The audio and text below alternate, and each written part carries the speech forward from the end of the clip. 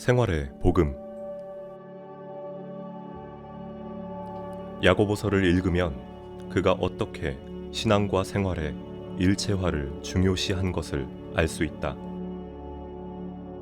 만일 사람이 믿음이 있노라 하고 행함이 없으면 무슨 유익이 있으랴.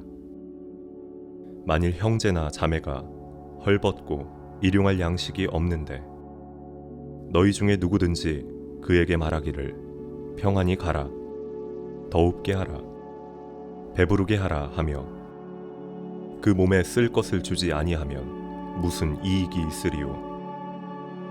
이와 같이 행함이 없는 믿음은 그 자체가 죽은 것이니라 하였다. 여기서 행함이 없는 믿음이란 것은 관념적인 믿음, 이성적인 인정을 말합니다. 그러므로 그는 다시 말하기를 내가 하나님은 한 분이신 줄 믿느냐? 잘하는도다. 귀신들도 믿고 떠나니라 하였다.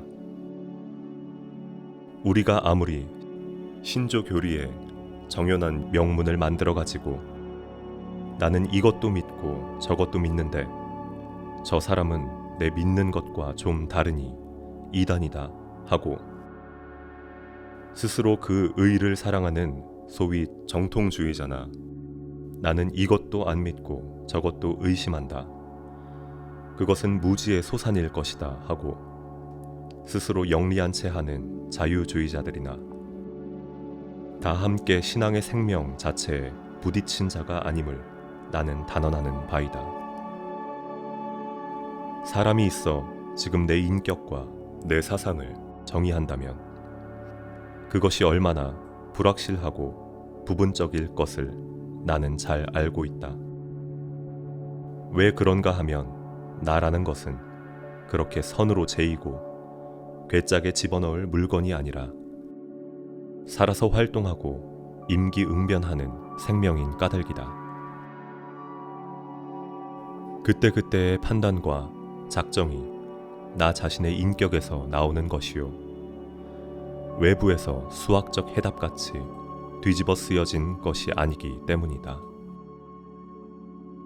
하물며 곤곤히 샘솟는 그리스도 자신의 인격적 대생명을 적은 말 한정 있는 이성의 장난으로 남김없이 규정해낼 수가 있겠는가. 그러므로 교육에 성문화한 것은 신앙의 일부 외곽에 불과한 것이요 그 진정한 생명은 그리스도와 우리 각자 인격과의 친교에서 생기는 자유로운 경험으로만 맛볼 수 있는 것이다. 이 경험이 우리에게 현실화한 것이 곧 생활이다. 그러므로 신앙은 교리에서 싹터서 생활에서 열매 맺는 것이다. 생활 없는 신앙은 열매 없는 나무다.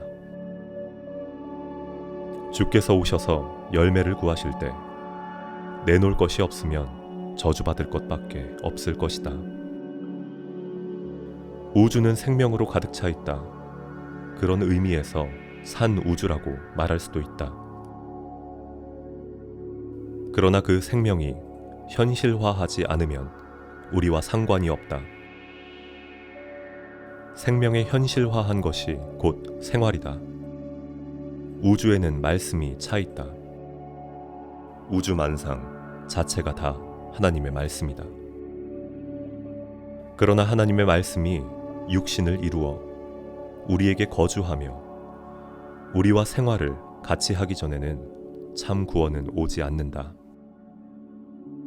철학적인 관념의 하나님이 현실의 하나님으로 우리 안에서 거하시는 길이 곧 그리스도로 말미암아 열려진 속죄와 신앙의 길이다. 그러므로 현실을 떠나서 신앙이 없다. 신앙은 멀리 바라보는 무지개가 아니다. 그려진 꽃의 아름다움이 아니다. 그것은 호흡보다 더 긴박하고 나 자신의 존재보다 더 확실한 일현실이다. 이 현실화한 신앙, 생활화한 복음은 이제 생활의 각 부분에 구체적으로 표현되지 않고는 견디지 못할 것이다. 주일날 예배당에서는 성자가 되고 다음 엿새 동안은 몰이배로 만족할 수는 도저히 없을 것이다. 교회당에서는 신자가 되고 직장에서는 불신자와 같을 수는 없을 것이다. 생활이라면 정치, 경제, 교육, 산업, 문화, 무어구 간에 우리의 생활 형태의 어느 하나라도 제외할 수 없을 것이다. 그러므로 생활화한 신앙이란 생활의 전 부문을 포섭한다. 종교가 문화의 일부문이라는 것은 현대인이 만들어낸 가장 공교한 기만이다. 그런데 소위 기독교 지도자 중에서도 이것을 그대로 받아서 종교는 교육과 분열하고 정치와 유리하고 세상과 떠나서 존재한 선경인 것 같이 자처하여 현대인의 마술에 얌전하게 걸려들어 스스로 길든 짐승이 되어버린 감이 없지 않다. 종교는 부분이 아니다. 우주 전체를 포함한 대시스템이요 인간의 전부를 번제로 요구하는 엄숙한 명령이다. 우주와 인생의 어느 적은 부문이라도 이 종교에서 제외될 권리를 가진 것이 없다. 주기도의 첫머리에서 우리 신앙의 성장을 표징한 세 단계를 발견할 수 있다. 제1은 하나님 아버지의 이름을 거룩하게 하옵소서 하는 것이다. 하나님의 이름이란 그의 존재와 품격을 의미한다. 하나님을 없다고 아주 계산에 넣지 않는 사람도 있고 하나님이 있는지 없는지 모른다는 사람도 있고 하나님이 있다고 하더라도 그리 필요치는 않다고 무시하고 드는 사람도 있으니 이런 사회에서는 우선 하나님을 거룩한 존재로 두려워하고 공경하는 사람이 되어야 할 것이다. 제2단계는 하나님의 나라가 임하옵소서 하는 것이다.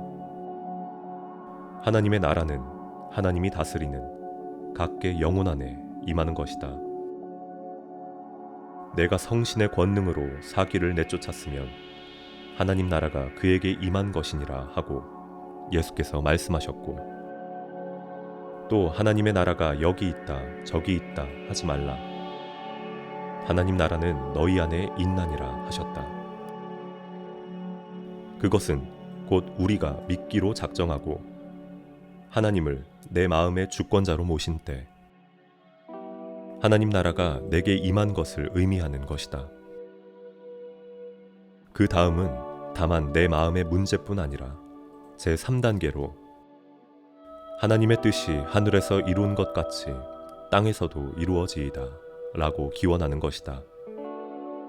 뜻이 땅 위의 온갖 부문에 그대로 준행되는 것을 말함이니 이는 곧 자연과 인생의 전 부문, 인생 생활의 각양 부문에 하나님의 사랑과 정의가 그대로 체현되어서 인간의 사유 때문에 신의의 창달이 막히는 일이 하나도 없게 됨을 의미하는 것이다. 이것은 곧 신앙의 생활화를 말함이니 관념에서 생활에 현실화한 때 우리는 생활의 어느 부문에서든지 또 언제 어디서든지 하나님의 영광이 임재한 사회를 가질 수 있을 것이다. 이것이 곧 하나님이 우리와 함께 계신 임마누엘의 세계며 하나님의 장막이 인간에 있어 하나님이 우리의 하나님이 되고 우리는 하나님의 백성이 되는 경지일 것이다. 이것을 위하여 하나님의 사명을 품고 분투하는 것이 곧 신앙생활이다. 이런 진지한 신앙생활을 영위하다가 주의 부르심을 입어 전장에서 그 최후를 고할 때 우리는 하늘에서 이루어진 초월하신 하나님 나라로 옮겨질 것이며 아버지의 보좌와 예수님이 계신 영광 나라에서 땅 위에 완성될 하나님 나라를 기다리는 것이다. 교회는 이 거룩한 전투를 위한 하나님의 병단이다. 이 악의 지배와 죄의 질곡에서 자연과 인간을 속량하여 하나님의 나라가 이 땅에 임하고 하나님의 뜻이 이 땅의 속속들이 이루어지게 하기 위한 출전 병사가 곧 크리스찬이다. 그러므로 우리는 이 본부인 교회를 적의 침범에 맡길 수 없음은 물론이다. 그러나 본분만 지키면 그만인 것은 아니다. 때로는 농성도 하겠지만 언제나 농성함은 자멸을 의미한다. 진격이 필요하다. 사회의 각양 부문에, 가두의 정치에, 공장에, 학교에 그 근본, 이념과 기구부터 고쳐가며 근본적으로 기독교화를 실행할 것이다. 지금까지 기독교가 그 높은 이념을 가지고서도 시련이 지지부진했던 것은 그 원인이 과학적인 제도 수립에 등한했던 탓이 아닐까 한다. 그러므로 우리는 기독교적 이념에 의한 정치, 경제, 문화, 교육 등 각 부문의 노선을 명시함과 동시에 그 제도의 수립에 총력을 경주해야 할 것이다. 그리하여 새로운 인간 건설, 새로운 사회 건설, 새로운 국가 건설, 새로운 국제 질서 등에 전 세계 크리스찬이 동심, 전력, 매진할 것이다. 금후의 교회 부흥은 단순한 개인적, 영적, 심리적 부흥회에만 의존할 것이 아니다. 그 즉시로 사회적 실생활적 부흥을 위한 제도와 이념의 혁명으로 그 세력을 기울여야 할 것이다. 뜻있는 기독 청년들은 지금부터 영력을 얻는 대로 기독교 생활 건설 운동에 매진하자. 농촌에서는 기독교적 이상촌 건설에 착수하자. 각 교회 내 청년들은 각기 그 직장의 기독교화에 분투하자. 그리고 기독교적 신사회 이념을 따라 각기 소유의 탤런트를 12분으로 활용하자. 교회는 공각이 아니다. 신앙은 망상이 아니다. 그것은 피가 뛰고 힘이 북받치는 생명체다. 우리의 생활이 이것을 역사화할 것이다. 신앙을 살면 산 보람이 있고 죽는 영광이 있다.